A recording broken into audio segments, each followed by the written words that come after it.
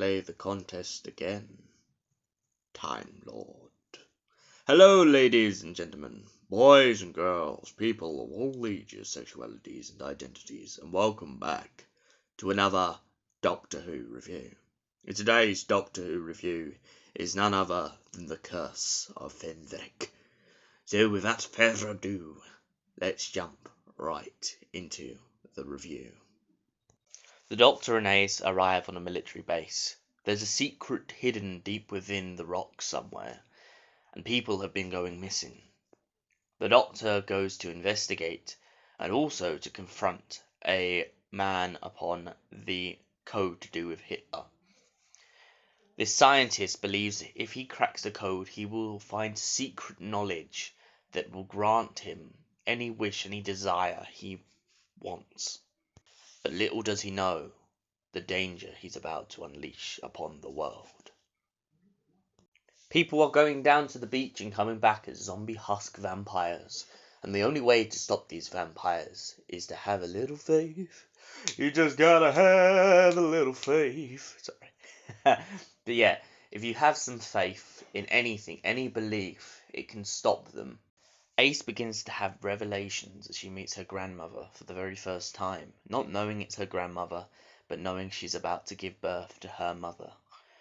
She finds all the links and all the things about her own mum, and she hates it. She absolutely hates it. The Doctor also starts to have some worries himself, as when her grandmother starts bringing up the war, the Doctor himself remembers a war very far away, but happening at the very same time. This is our very first link to the Time War, which goes on for a millennia. But at the time, we don't know this. We just know that something is on the Doctor's mind. The Doctor soon realizes that the bombs that they have been using in the base have Fenric in them. And this Fenric is made of a very toxic poison that could destroy the world. The Doctor knows if it gets unleashed, the whole world is doomed. And so he has no choice but to fight Fenric once again and hope that he can save millions of lives. Fenric reveals himself to the Doctor and unleashes chaos upon the world, and so the Doctor is left with no choice but to start the game once again. But he has one problem, and the problem not being just the fact that the game's begun, but the fact that Ace still has hope and faith in him. He knows that the only way to beat Fenric, the only way to truly destroy him, is to destroy Ace's faith in him.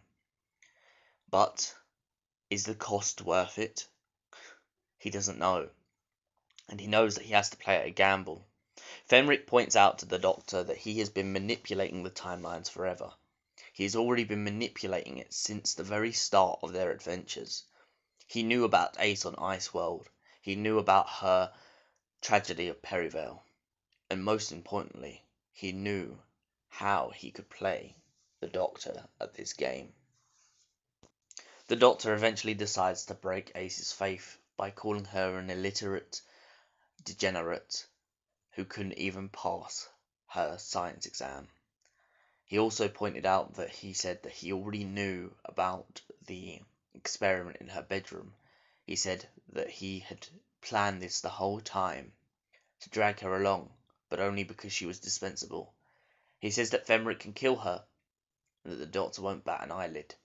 He's playing a bluff, but he knows that his companion doesn't see it that way, and of course Ace begins to break down.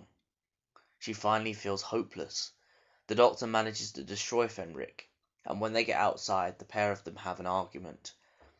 Ace really starts to lose it with the Doctor, knowing that she's not too sure whether or not she should keep travelling with the man after finding out that he could have been playing her this whole time. The Doctor points out to Ace that he was only doing it to protect her. He knew that if she kept faith in him, Fenric would win and the world would be doomed. So the only way to win the contest was to not play at all, by playing in the first place. So, The Curse of Fenric, what did I think of this story? It has its ups and downs. It's a very great and solid story, and you know what? For a very mysterious god complex sort of thing, I love it. And especially with this whole pantheon of gods we've found out about now, I love it even more, knowing that really a lot of the professors and a lot of the people in this story are harbingers of Fenric. And the fact that the modern era has given us this way of looking at this interpretation of this story helps make this story so much better. I love the tragedy of Ace in this story. I love how her companion arc is really tested. I love how her relationship with the Doctor is really tested. And especially, I love the fact that the Doctor can relate to the struggle of war when Ace's grandmother brings up the fact of the tragedy and losing people. This idea of this sense of being alone and this sense of not knowing whether or not any of the Doctor's family are still alive. And for that reason, I give The Curse of Fenric a solid 9 out of 10. Thank you for watching, and we'll see you in the next Doctor Who review. Until then, goodbye, and Alonzi.